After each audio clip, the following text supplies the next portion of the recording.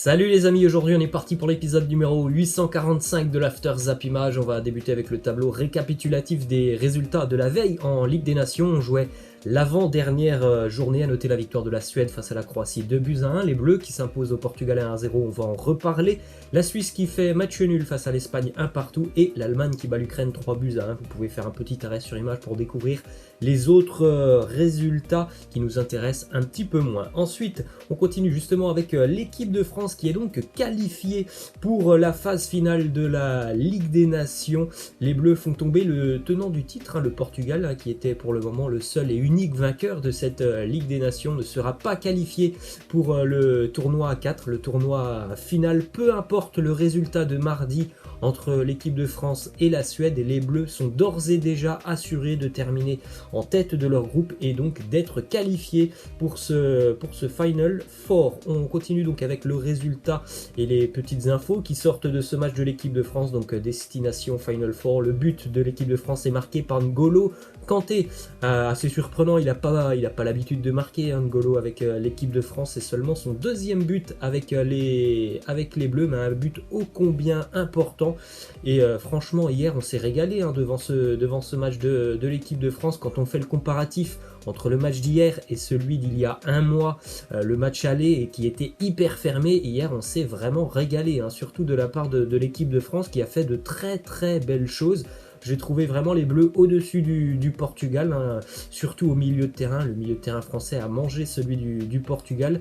Les Portugais se sont vraiment réveillés par à-coups pendant ce match et puis ils ont pris le dessus sur les 20 dernières minutes de jeu. C'est plutôt logique, l'équipe de France menait 1-0, mais sinon sur les 70 premières minutes de jeu, je trouve vraiment que l'équipe de France a dominé la sélection portugaise et je pense que c'est un succès mérité pour les Bleus hier du côté du Portugal. Une petite statistique justement qui montre que ce n'est pas n'importe quoi de battre le Portugal. La sélection de Fernando Santos n'avait plus connu la défaite depuis exactement un an, jour pour jour.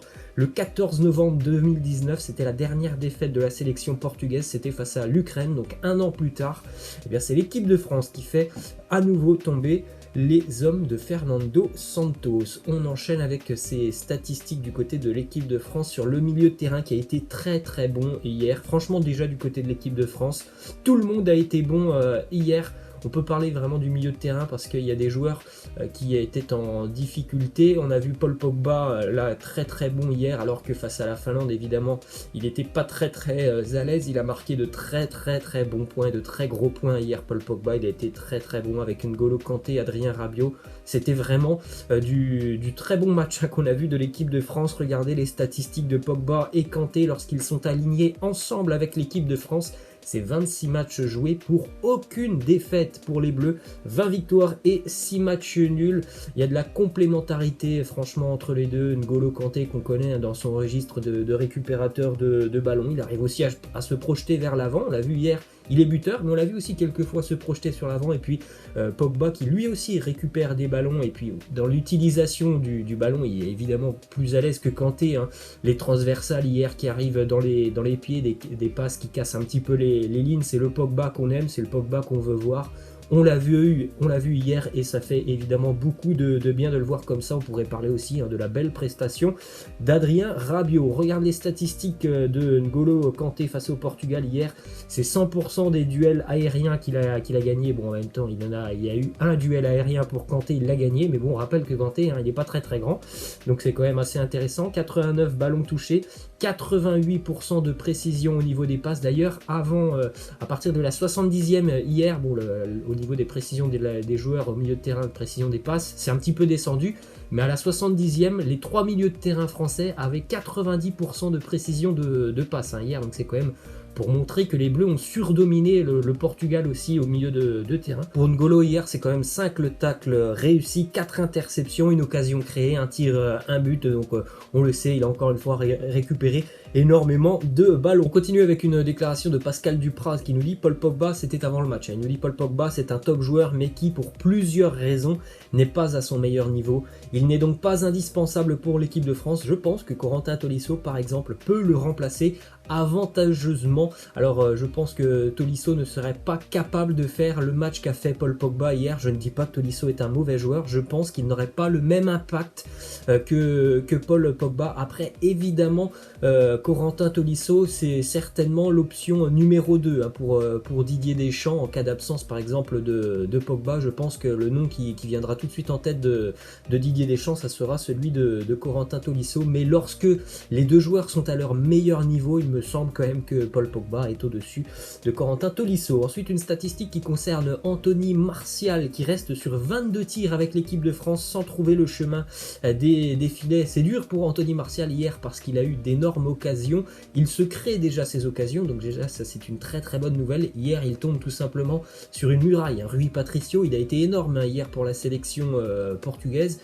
Après, il y a aussi la barre transversale qui vient aider Rui Patricio. Donc c'est quand même un bon match hein, pour Martial. Après, malheureusement, il a peut-être fait de mauvais choix, surtout sur le premier ballon. Hein.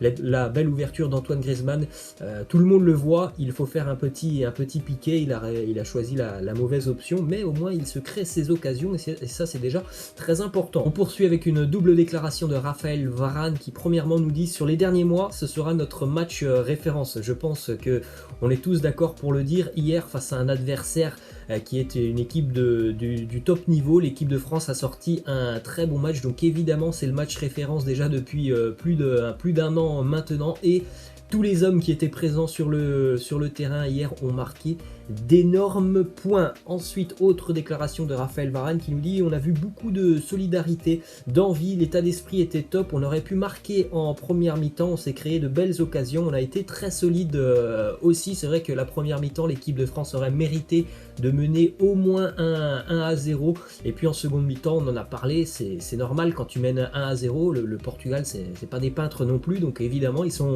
revenus sur les 20-25 dernières minutes avec beaucoup d'intention offensive. Les Portugais ils ont beaucoup poussé, ils ont touché le poteau, mais sur les 90 minutes il me semble quand même que cette victoire de l'équipe de France elle est plutôt logique. Ensuite on a cette info qui concerne Kylian Mbappé qui a regardé donc le match hier en tribune. Didier Deschamps s'est exprimé juste après le match et il a annoncé hein, que Kylian Mbappé ne retournera pas du côté de Paris. Les Bleus comptent sur lui pour le match face à la Suède mardi. Sa participation est espérée pour ce match qui n'aura donc aucun intérêt pour l'équipe de France d'ailleurs. Hein.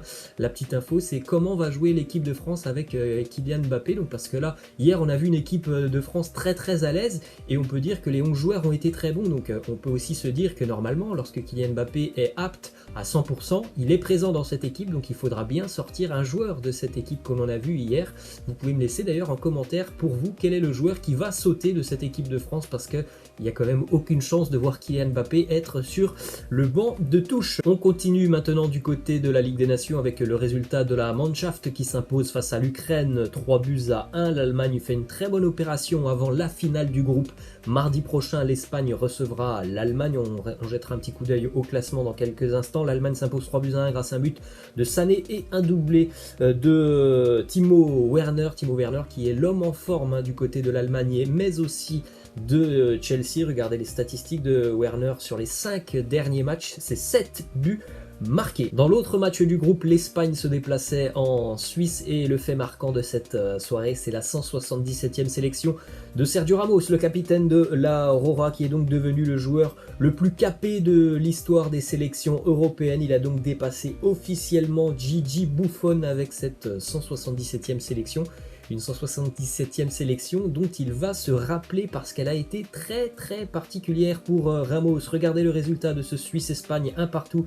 Les Helvètes avaient ouvert le score par Freuler, c'est Gérard Moreno qui a égalisé pour la sélection espagnole. La Suisse a d'ailleurs terminé à 10-11 en fin de match avec l'expulsion de Elvedi à la 79e minute. Et puis vous voyez donc Sergio Ramos avec ses deux petits ballons juste à côté de lui, deux petits ballons avec une croix parce que il a eu deux occasions énorme de marquer hier Ramos et de permettre à l'Espagne de prendre une sérieuse option pour la qualification. Il les a ratés. Ramos a raté 2 pénaltys hier sur ce match. Petite statistique, les 25 derniers tirs au but de Sergio Ramos avaient tous terminé au fond, que ce soit avec le Real Madrid ou avec l'Espagne. Ils avaient tous été au fond hier. 2 pénaltys sur ce match face à la Suisse.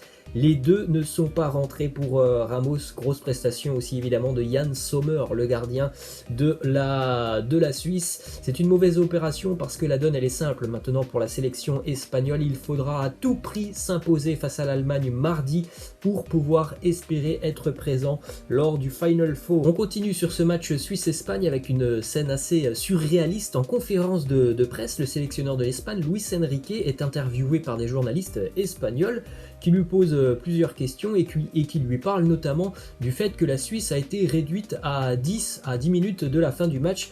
Assez surprenant la réaction de Luis Enrique qui lève les yeux au ciel, qui se retourne vers l'un de ses adjoints et qui dit est-ce qu'il y a eu une expulsion? Luis Enrique, le sélectionneur de l'Espagne, ne s'est pas rendu compte pendant près d'un quart d'heure que la Suisse avait eu un carton rouge. C'est assez incroyable. On continue avec le classement de ce groupe. On en a parlé, l'Allemagne et l'Espagne sont donc en tête dans ce groupe. L'Allemagne a un petit point de plus que l'Espagne, donc la finale du groupe c'est mardi prochain. La seule option pour l'Espagne pour rejoindre le Final Four, c'est donc de s'imposer face à la Mannschaft. On prend la direction de Madrid maintenant avec cette info qui concerne Isco et le Real Madrid. Isco qui est conscient de son manque d'impact dans le jeu madrilène et de ses piètres performances. Isco aurait donc décidé de faire appel à un coach sportif personnel afin de se remettre en forme et de récupérer le niveau qui était le sien. Ensuite, du côté de l'Italie, le Milan a confirmé la positivité au Covid de son entraîneur Stefano Pioli qui est asymptomatique. Heureusement, tous les autres tests du côté de Milan dans l'effectif et dans le staff se sont avérés négatifs. Ensuite, on continue avec cette déclaration de Luis Alberto, le joueur de la Lazio qui a pesté contre son président qui a récemment acheté un avion pour le club. Vous voyez le président à gauche posé devant le nouvel avion de la Lazio. Lors d'un live sur Twitch, Luis Alberto s'est exprimé et il a dit « J'ai vu l'avion, c'est tellement d'argent dépensé, en revanche pour nous dans l'équipe il n'y a rien ». Donc il n'est pas très content des transferts du côté de la Lazio de Rome. Il n'y a pas eu beaucoup de renforts sur les derniers mercato. Il l'a fait savoir à son président. Et on va terminer les amis avec cette info du côté de Liverpool dans le secteur défensif. On sait qu'il y a beaucoup de blessés. Virgil van Dijk, Fabinho, Joe Gomez étant blessé, Liverpool serait à la recherche d'un défenseur central à recruter sur le mercato hivernal. Les Reds se seraient déjà positionnés sur le portugais Ruben Semedo qui évolue en Grèce du côté de l'Olympiakos. Valeur estimée du joueur 20 millions d'euros. Voilà les amis, c'est la fin de cet After Zap Image. Je vous laisse et je vous dis à la prochaine. Ciao.